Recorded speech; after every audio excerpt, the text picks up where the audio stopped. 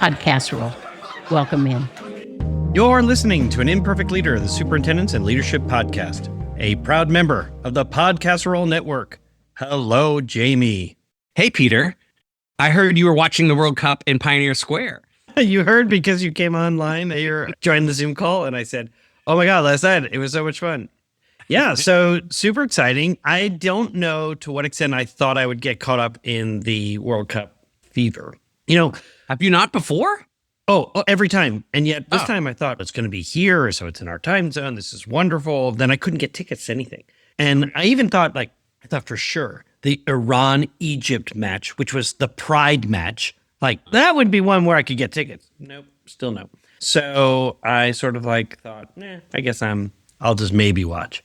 And then we had relatives over the weekend and we turned it on, and then we have not missed one match. And if I missed a match to some extent, then I have to watch all the highlights to see the Messi goal, hat-trick and all of that. And that's super exciting and all. Yeah. So I was in Pioneer Square, and Pioneer Square sometimes can be a little gritty. This was they had a huge screen up, lots of seating. People could bring food from wherever they were. They had a beer garden as well.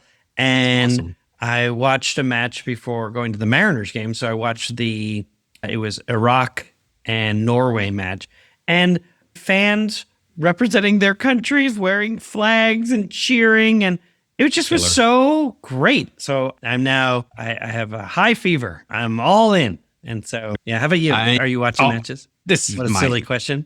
Yeah, it's a silly question. You and I both love sports. I love sports, but I played soccer. I played soccer my whole life until my body said, don't run like that anymore. And I've always been a World Cup kid. I remember when the World Cup was in, what was that? When it was in the U.S. and one was held at Stanford Stadium. It was Brazil, U.S. This is at the height of Alexi Lalas.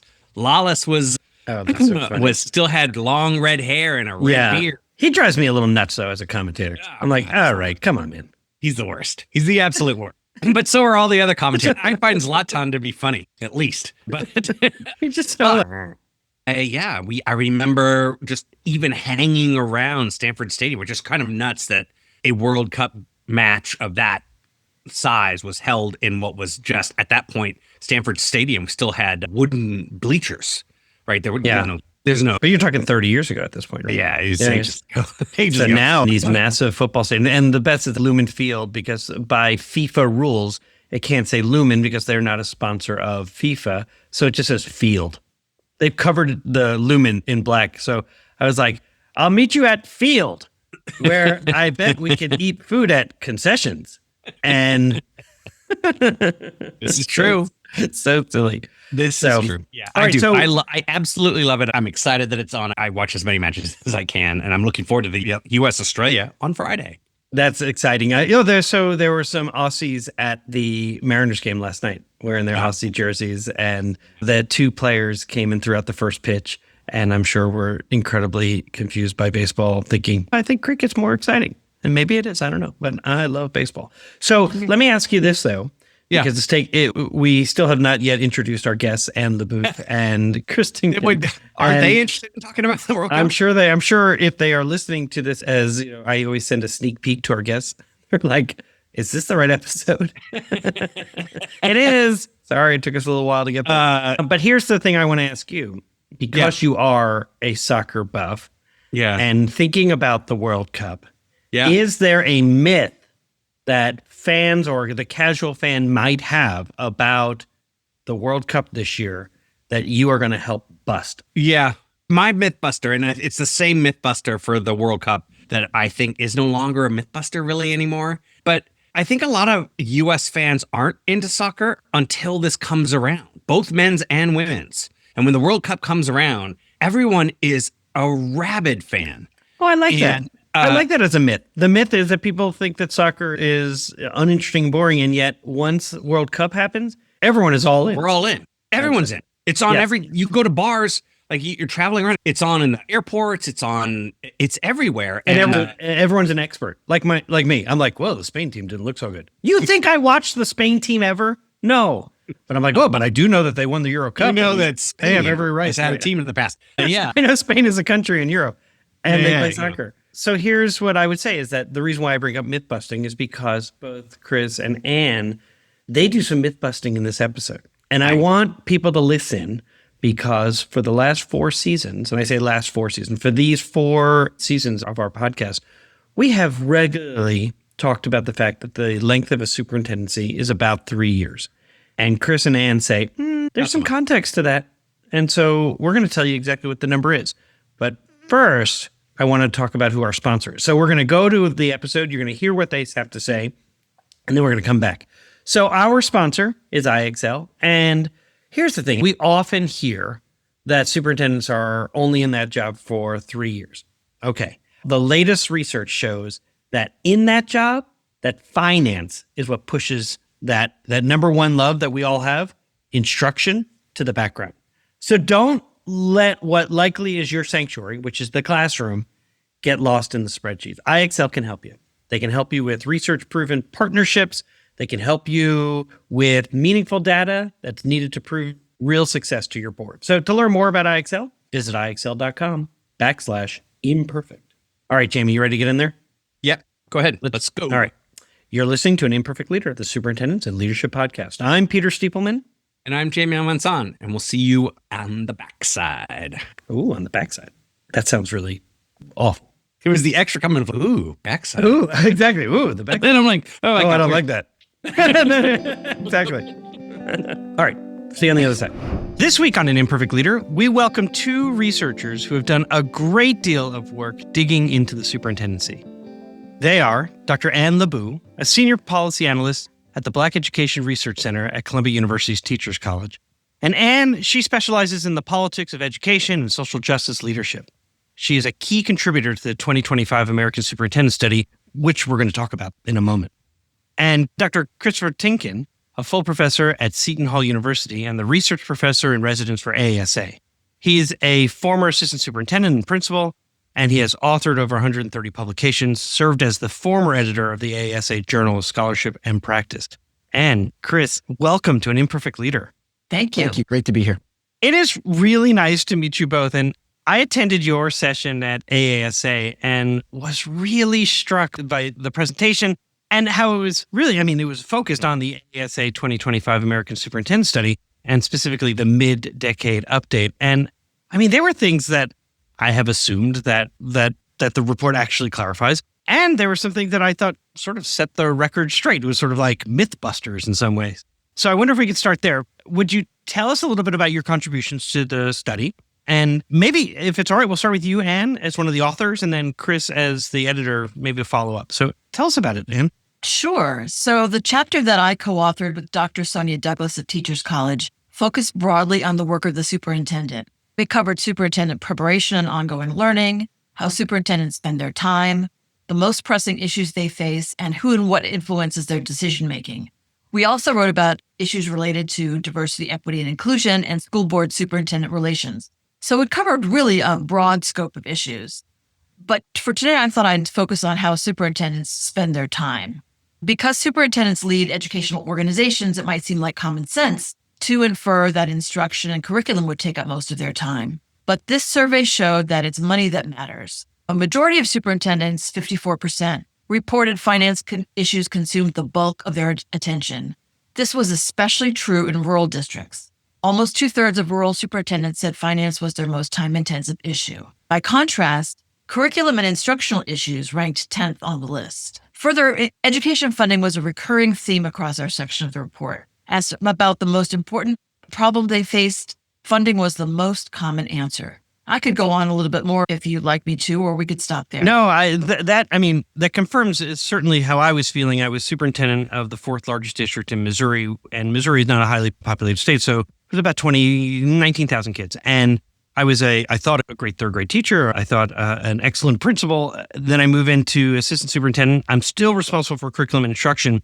And then all of a sudden you become superintendent, 300 square miles, lots of different moving parts, and you're setting the tax rate and you're figuring out bonds and levies, and our sort of preparation program was very limited in terms of understanding tax law and how net federal, state, and local monies contribute. What does per pupil spending look like? How does, if you increase the tax levy locally, how that may decrease your state allocation, all those kinds of things were never a part of it. So when I heard you say that in your AASA presentation, I was like, oh, that makes a lot of sense. It's one of those sort of things that said, yeah, that confirms for me why I felt so separated from the classroom. And that's our sanctuary. When we're in a classroom watching kids learn and teachers do amazing things, and yet the civic leader and the financial leader really becomes a much larger percentage of our pie. I don't know, Chris, anything you would add, or any anecdotals or anything that you might add as well?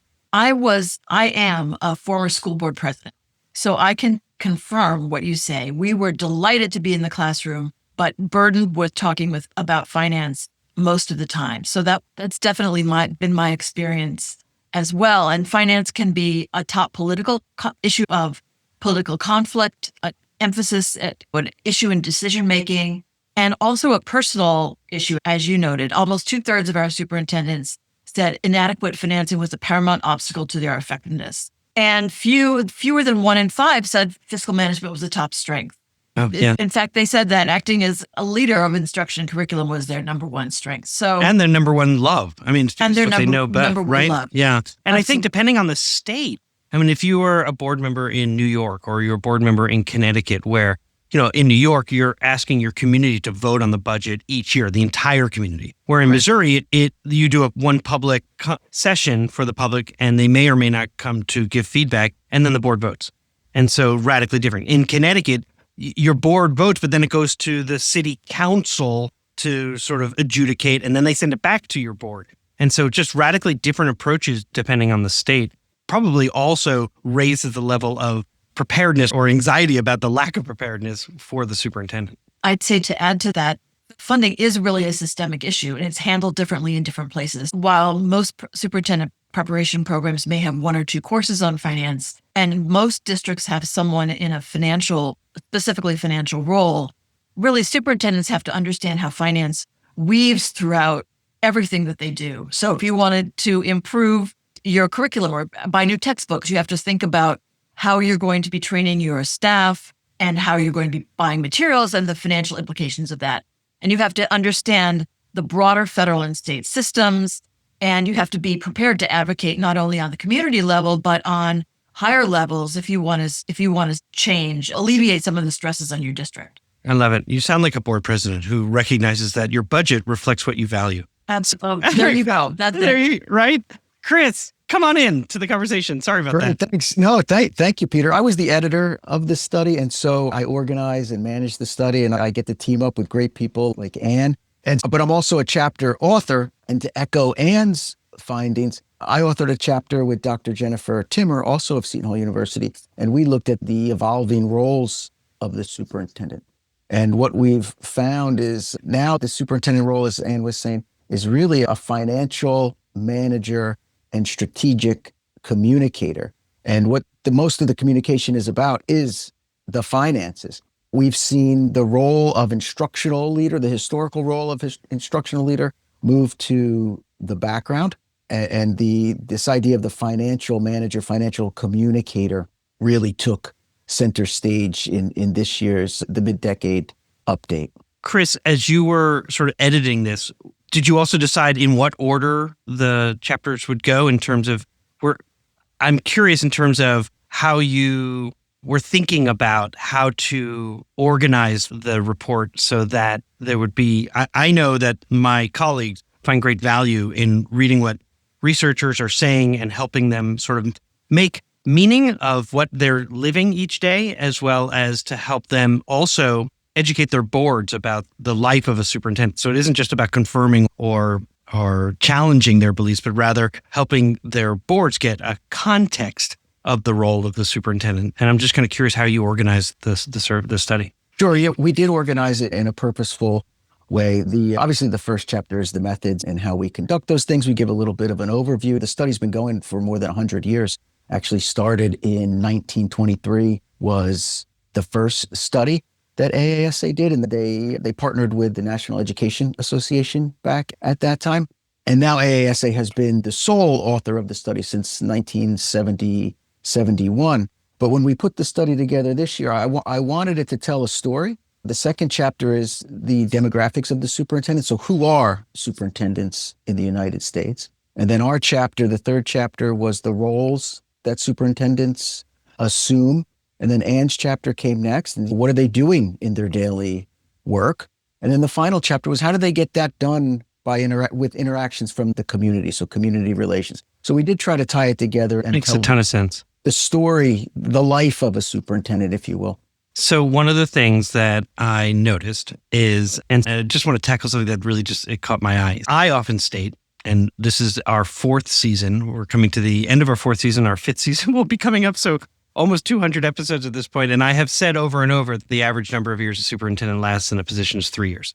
And I remember when you sort of myth busted that, the two of you, people in the audience were like, nah, they still didn't want to believe that is true. And so I'm curious because the study findings were that the modal superintendent has between 2 and 8 years of total experience, and that more than 77% have served in their current district for 8 years or less.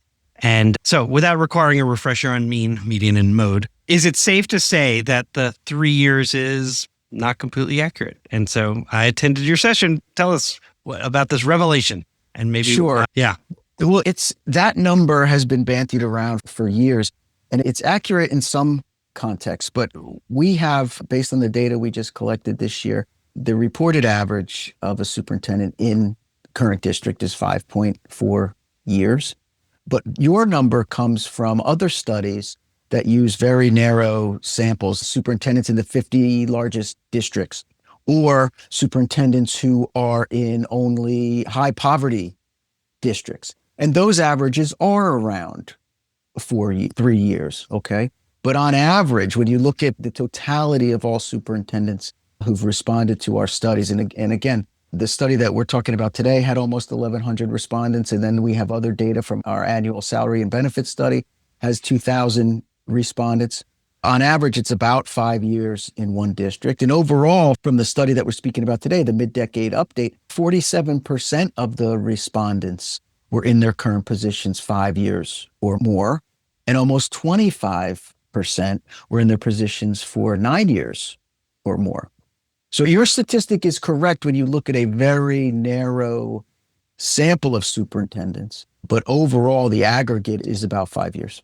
Okay. At least I don't have to go back and, those birthday messages where it's like, happy birthday, Peter. You can put anyone's name in, where then I don't have to sort of go back and say the average superintendency is 5.4 years. And that's actually really helpful because many of my colleagues that I've gotten to know were in urban or as defined as metropolitan districts. And so as they are looking, those who I interviewed 3 years ago are not in those positions anymore. And particularly if they were leaders of color or women in leadership, that percentage or that number of years seemed dramatically different from their white colleagues and so white male colleagues.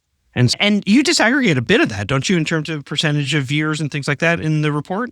Yes, we do. Our guests today are Dr. Ann LoBue, a senior policy analyst at Black Education Research Center at Teachers College at Columbia University, and Dr. Christopher Tienken, a full professor at Seton Hall University and a research professor in residence for AASA. And I'd like to turn to the chapter that you authored. And my question involves preparation for the superintendents. And I know we've just talked a little bit about finance, and I just want to explore it maybe a little bit more, dig into it a little bit more, because you're quoted as noting that while superintendents lead education systems, it's the money that matters, right? We've talked a bit about this, and I don't think it's being redundant because I think those who pay attention to our podcast, who listen each week, are always looking for these continued nuggets. And I think it was like 40%, you said, superintendent identifies instructional leadership as their top, and then finance was number 10, right? And so at any rate, how should leadership preparation programs really rethink their program design, maybe to better align with that daily fiscal reality of the job? I think what I said prior really makes sense, that financial responsibility and financial issues are woven throughout the curriculum, so that you're always thinking about how am I going to get this done given the financial realities facing my district. And I think also that your orientation is very important in overall. So a superintendent who has a strong focus, a strong moral compass, a focus on ensuring a high quality education for all students is, again, this has numerous financial implications and requires a whole set of skills in community relations that preparation programs will need to focus on. I mean, because one of the things I'm thinking of is, yes, it's important to better understand how schools are funded and how a superintendent can lead the efforts in terms of increasing revenue, or in difficult times, the process one goes to in terms of whether to go to their community, whether to go to their legislature, or whether to what extent they begin to lead what cuts can look like. And so when I think about systems thinking, and I think about if you're in a state that has collective bargaining agreements, and what does that look like in terms of engaging your union into meaningful conversations about whether you call them concessions or a realignment or whatever. But if our job and the purpose of the study is to help superintendents think about how they can stay in their jobs and not just survive, but thrive in their work, I do think that these preparation programs should be thinking about everything from the role of vouchers for and against. You can bring people into your classroom to talk about and to then understand the reality of, in some states, if you participate in a charter program, the money that would have been allocated locally goes with that kid, right? In some states, it's just the state money goes with that kid. And so it's to better understand the ramifications of any one of these reforms, it seems to me, should be built into these teacher preparation programs. Yeah. And when the respondents talked about the financial problems that their district faced, they really were tied to the need to hire and retain teachers, the need to address a scope of student needs that have just increased since the pandemic. Yeah. The potential drain on their funding from decreased enrollment, which can relate to issues of education privatization. Sitting superintendents understand the complexities of finance and the many issues that finance impinges upon, and preparation programs really need to incorporate that in their work. Yeah. As you were saying that, I started to think about open enrollment and then the transportation costs. I mean, I was in a district where we were 300 square miles, so we were spending about $13 million a year on busing, and the state was reimbursing only 1.8. So while we were trying to have very family-friendly policies and protocols around picking kids up, it meant that we were really spending money on buses that were mostly half empty, as opposed to investing in improved salaries or in terms of recruitment efforts and retention efforts to find the very best teachers in what could be considered a fairly rural part of the state. So yeah, thank you for bringing that up. Chris, anything come to mind? So I think also the sands are always shifting. Every 5 or 10 years, there's something else that superintendents need to know.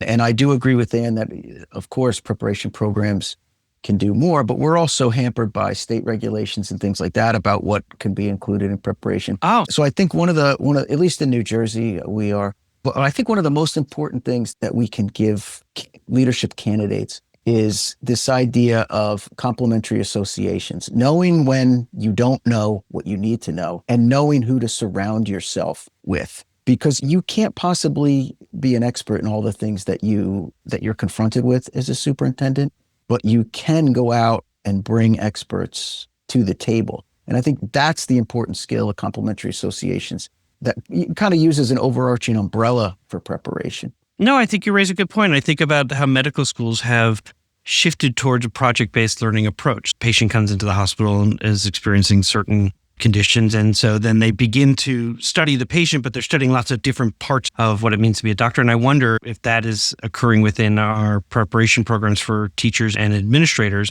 about how you can touch on to how the different parts of your system, internally and externally, are impacting how one leads. And I think that approach of complementary associations goes along with systems thinking. Yeah, I think so too. We can't expect the superintendent to know everything and be all-knowing. That brings us back to the great man theory, which we know doesn't work. So if we take You're rushing to the question I'm going to ask you both about what does an imperfect leader mean to you? If we take a systems approach, it is about surrounding yourself with the talents and expertise that you don't have as the superintendent. There was a critical finding in the report that says while 48% of white superintendents feel very supported by their communities, only 37% of Black superintendents report the same. And I'm so glad to know that you have served as a board president, because the board president, as an individual board member, is just a board member, yet they also help craft and lead the agenda. And so I'm curious about the actions that school boards and professional associations can take to address those barriers. I mean, that really amount to leader longevity. Oh, absolutely. I think that it's critical that the school board president step into the role of partnership with the superintendent and translator and ally with the community. As you say, the board president, while we always talk about the importance of not being a rubber stamp, we also talk about the importance of not being a micromanager. We really need to focus on the school board president as a co-leader and a governance team with the superintendent who's really key to the superintendent's success. But I think another important point to acknowledge is that the board that hires the superintendent may not be the board that renews his contract. So every true. year you're going to have turnover, and so building a board culture of collaboration is also really key. And the board president can play an important role in that.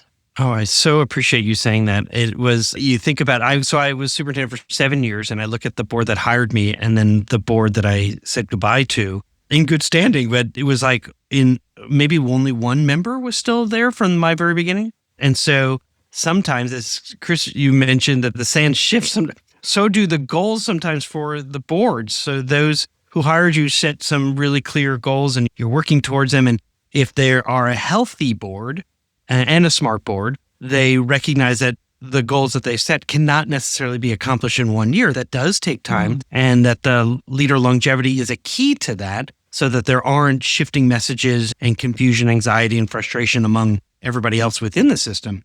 At the end was getting us through the pandemic. So, of course, everything got thrown up in the air on that. But there were different goals, and it was sort of like, I'm now going to have a therapy session with the two of you. But so what am I being evaluated on? Is it based on what you've said, or is it on these sort of new goals that have never been codified in any kind of way? I'm curious, though. The study also mentioned, and I thought this was interesting, that men focus on being the public face. I remember being told, your job is to be famous in town. And I was like, huh. And yet what the study revealed also is that women will prioritize internal climate and school board relations over being the public face. And I'm wondering how these really different leadership orientations impact this long-term district stability, teacher retention, board stability, community engagement. So as leaders have digested your report, we're like, what are you hearing? So I think you're bringing up a kind of a multifaceted dynamic, which is good.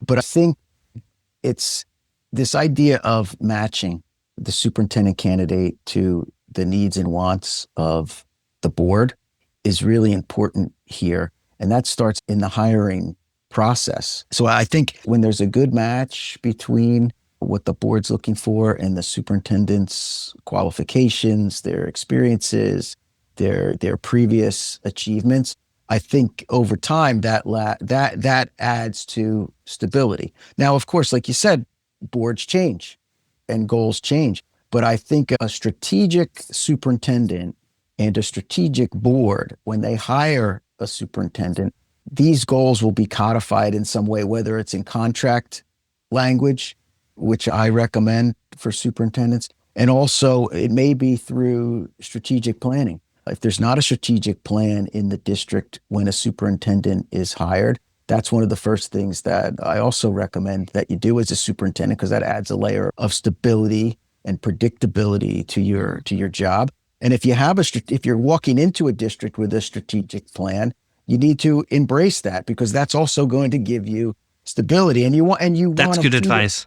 You want to see that strategic plan before you take the job. So that's of part course. That's part of. And if it was a strategic plan that was done well, it should reflect the values of the community and what they're asking for. So the last thing a superintendent should do is to enter and say, that seems like a nice plan, but aren't you glad I'm here? Let me tell you what we're going to do. You want to leverage those kinds of things to increase stability. Another component too to build on that is that when you're working with your board, you want to make sure that the evaluation instrument, whatever you're being evaluated on, really maps very well into what's expected in the role, so that you understand that the board is judging you not based on your popularity at the grocery store, but you're based on the actual accomplishments of the district.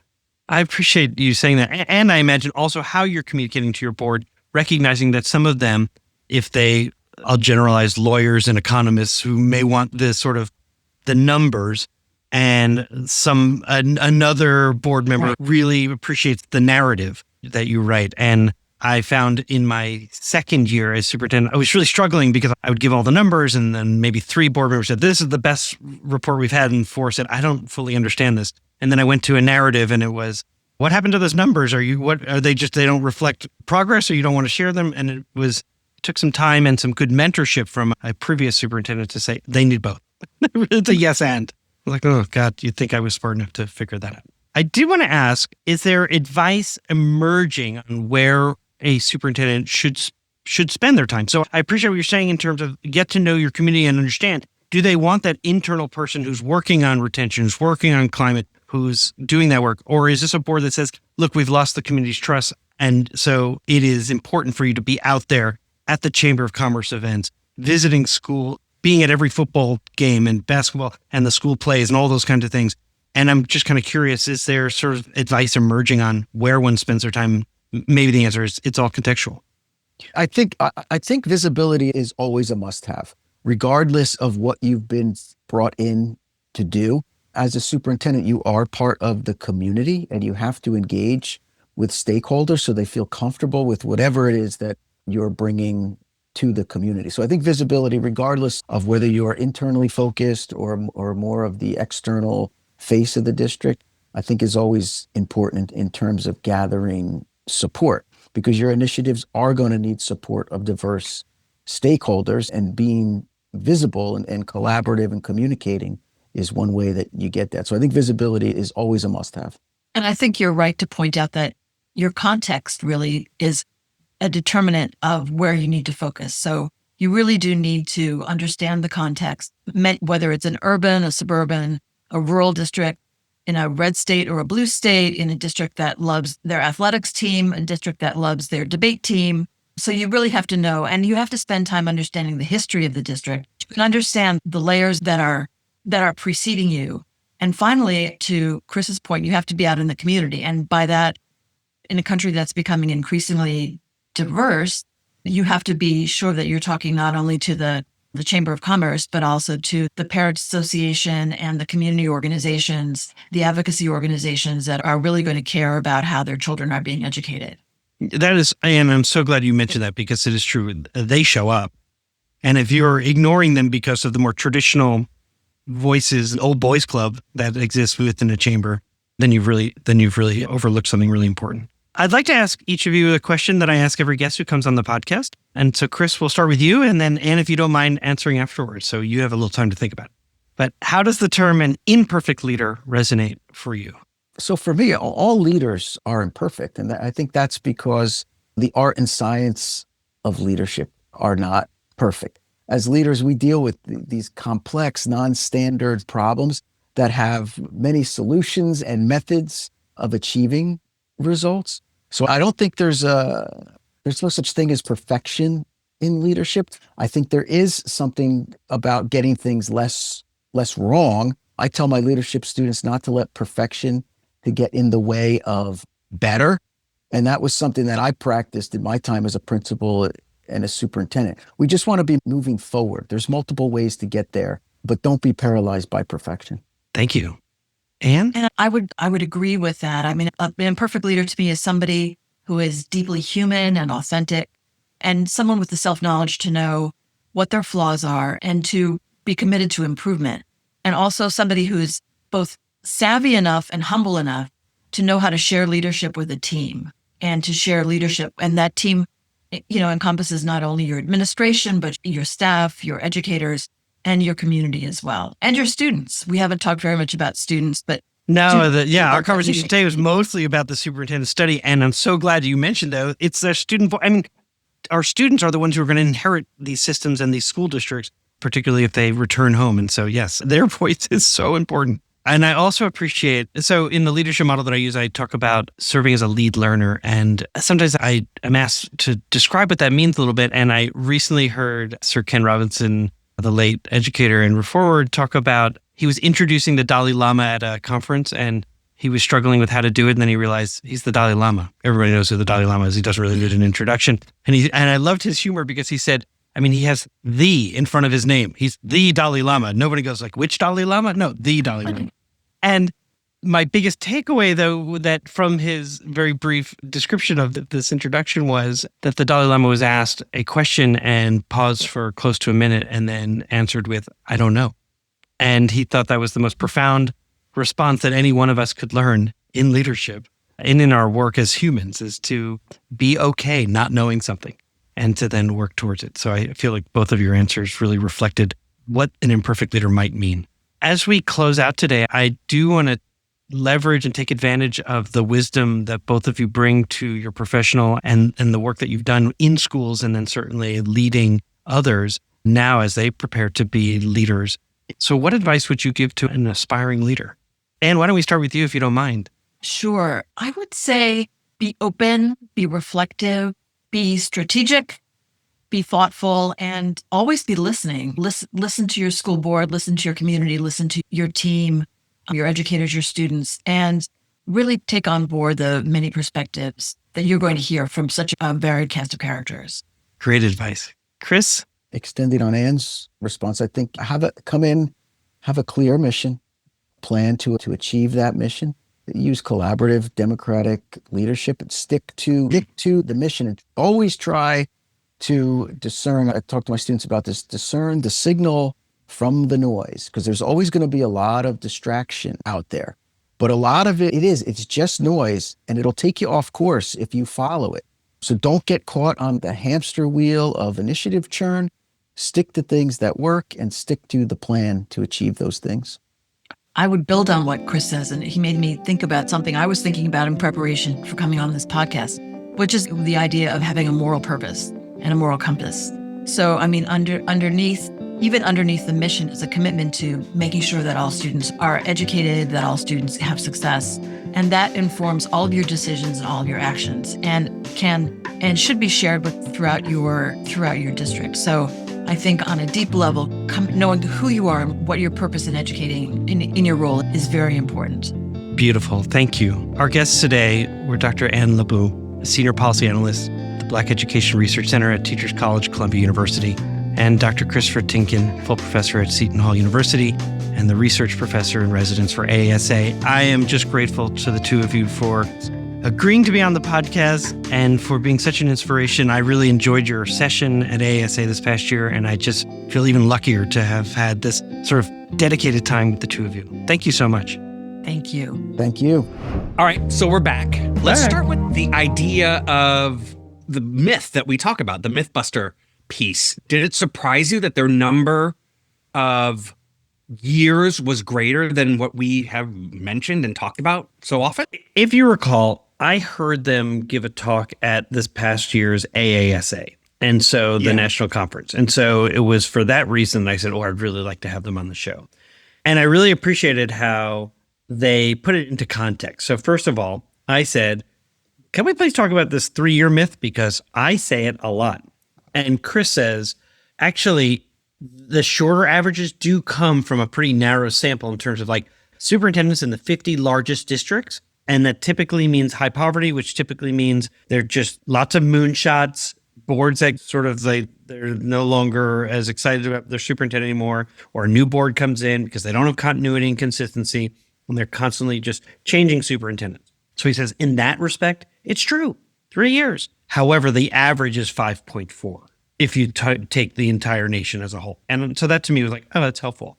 What I really also appreciated, or in terms of my own learning, because I didn't remember hearing this in their conversation at the conference, was that 47% of the respondents were in their career positions 5 years or more. So that's exciting. And almost 25% were in their positions for 9 years or more. So the vast majority in maybe suburban and rural district have been there for a while.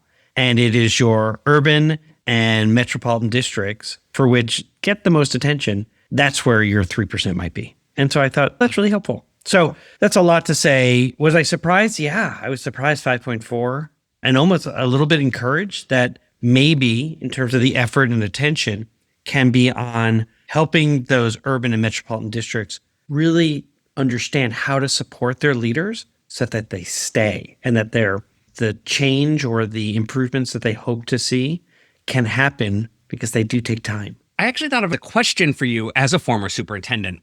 you find your experience defined by finance, not instruction? Yes. That was the thing that was most surprising to me. When you're an assistant superintendent, you think, I watch the superintendent. I can do that job.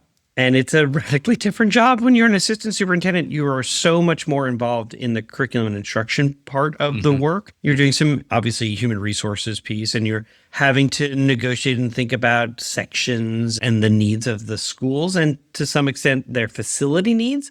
But you don't spend a lot of time with finance.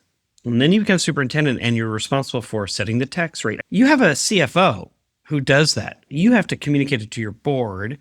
And yeah, I felt woefully underprepared for that. And boy, was I glad I had such a great CFO. And that actually makes me think about the kind of preparation that we get as superintendents, as principals, and teachers. And I'm curious because you do a lot of work with principals and a lot of work with teachers. And so did that resonate for you in terms of thinking about the kind of preparedness, the kind of programs that we do, and the misalignment potentially? Oh, 100%. It felt like a fractal, right? It felt like there's a misalignment in teacher prep in relation to what it takes to actually be a teacher now. And I don't want to overstate because I'm also not currently in a program supporting teachers.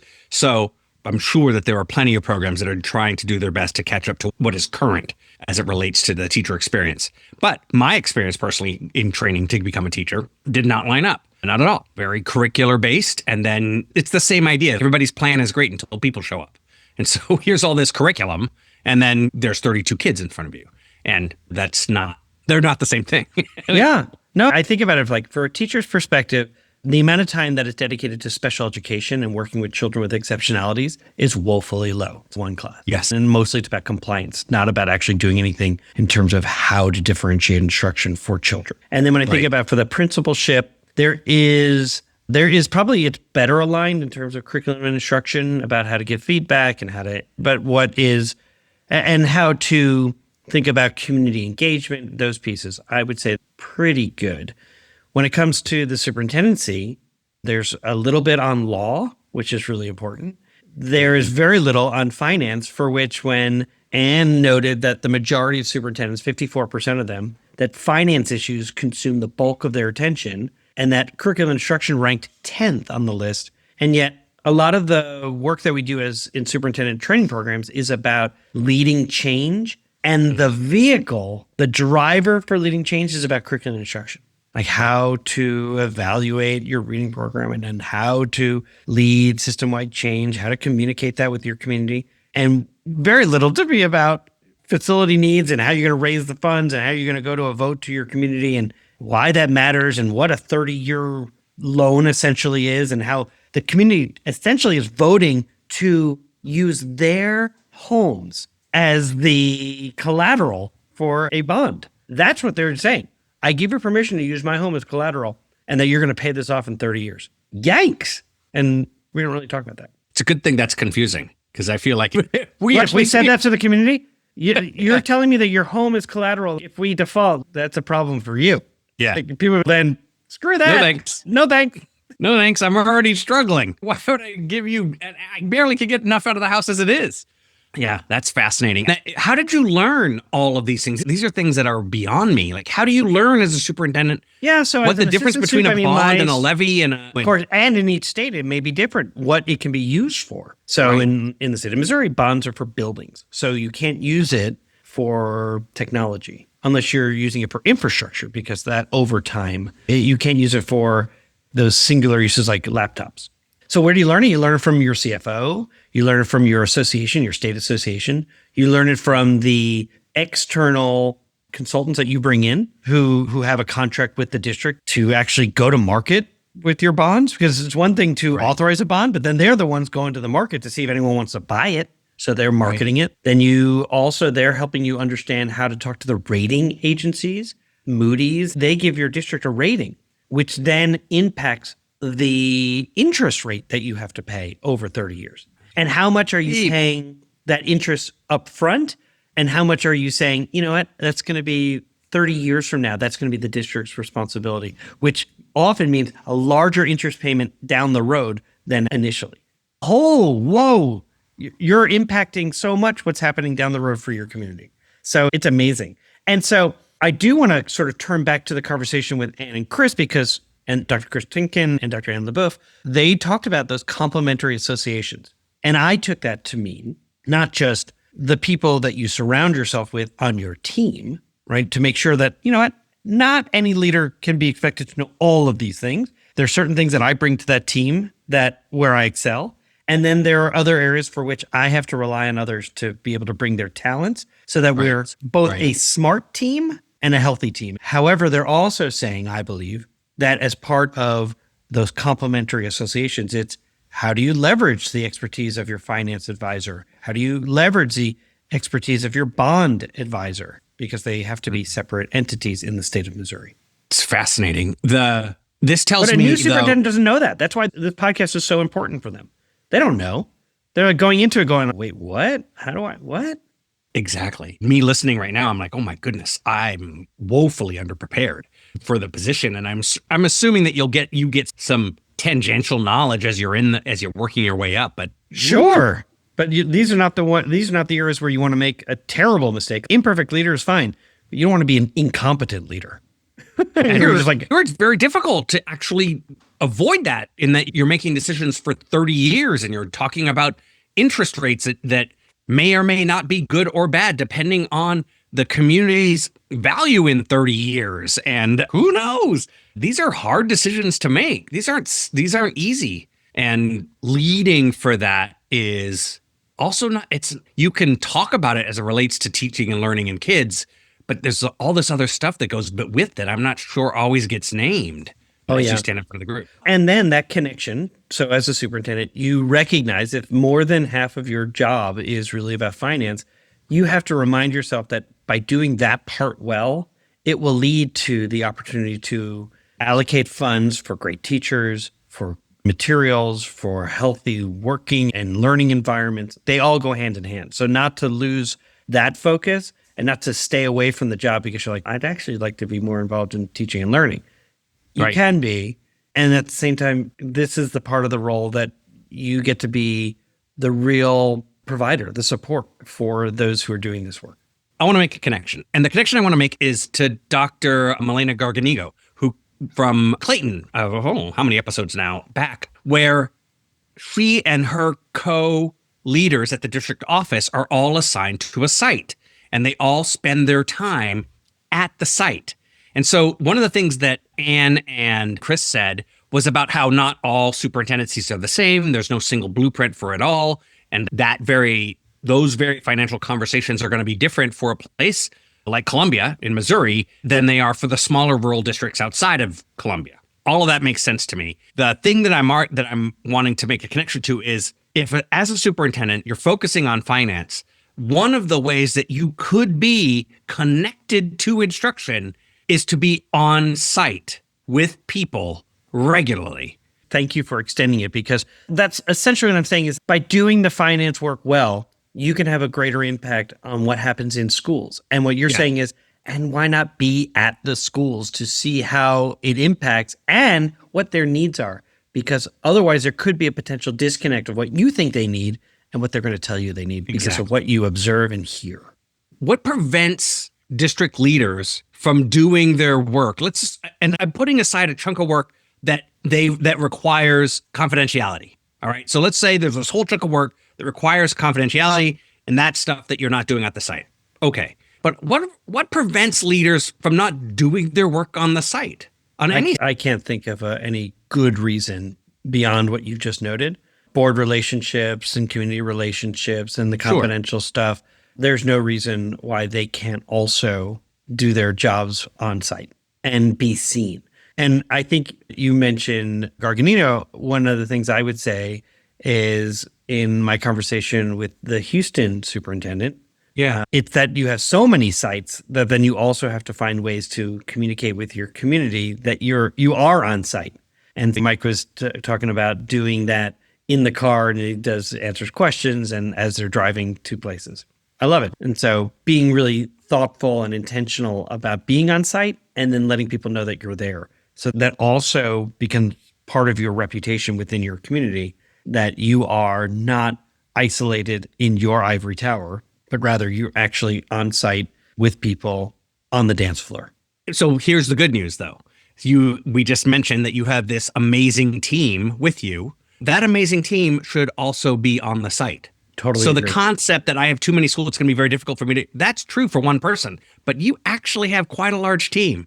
And so that large team, Yes, they are representatives of I you. agree with you. And at the same time, I will also slightly disagree in that your schools want to see the superintendent.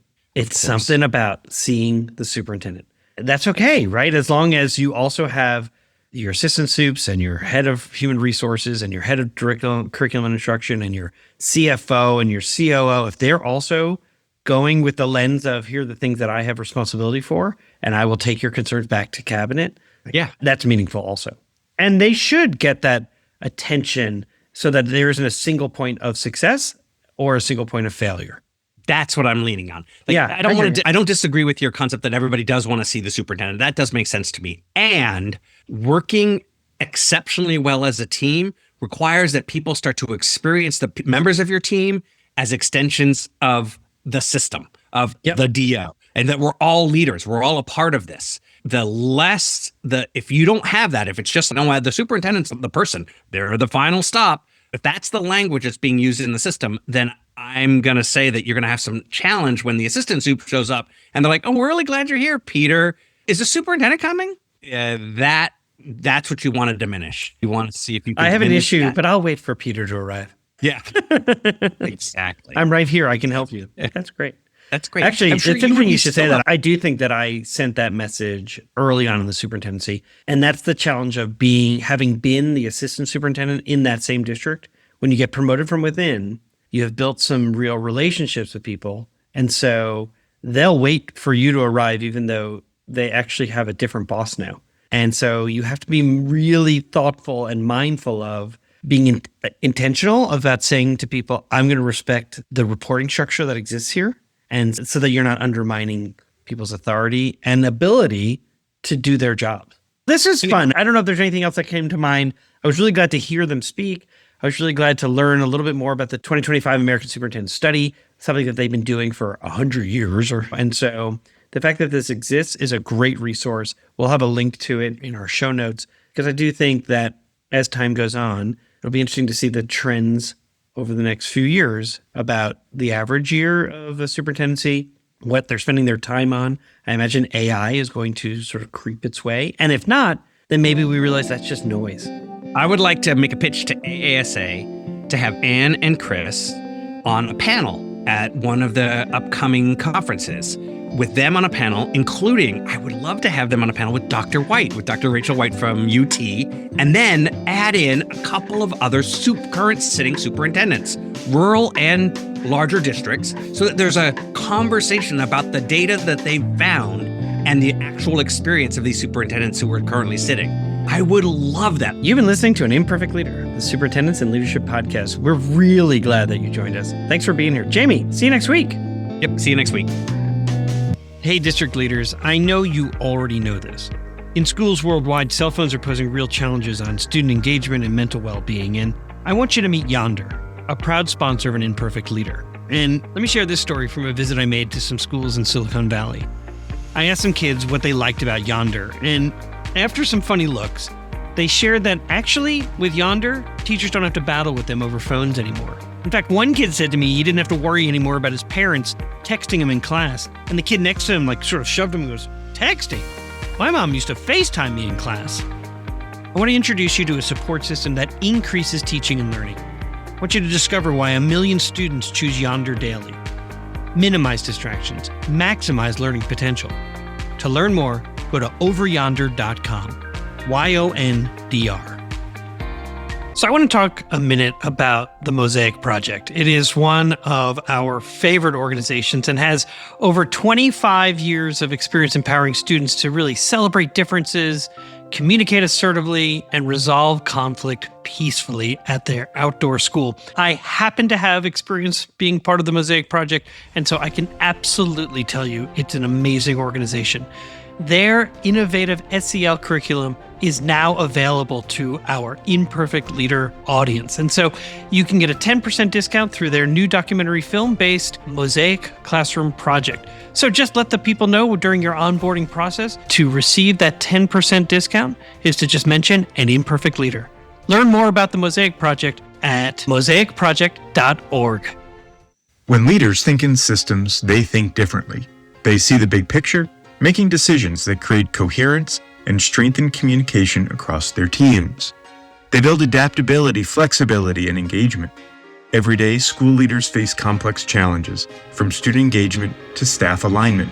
What if your team could see those challenges as part of a bigger picture? That's what happens when you think in systems. It's how leaders turn complexity into connection and challenges into opportunities for growth.